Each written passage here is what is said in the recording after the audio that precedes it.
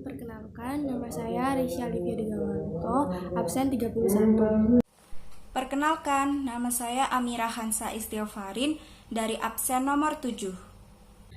Ngelmu iku kalakone kanthi laku lekase lawan kas Tegese kas nyantosani setya budya pangagese dur angkara.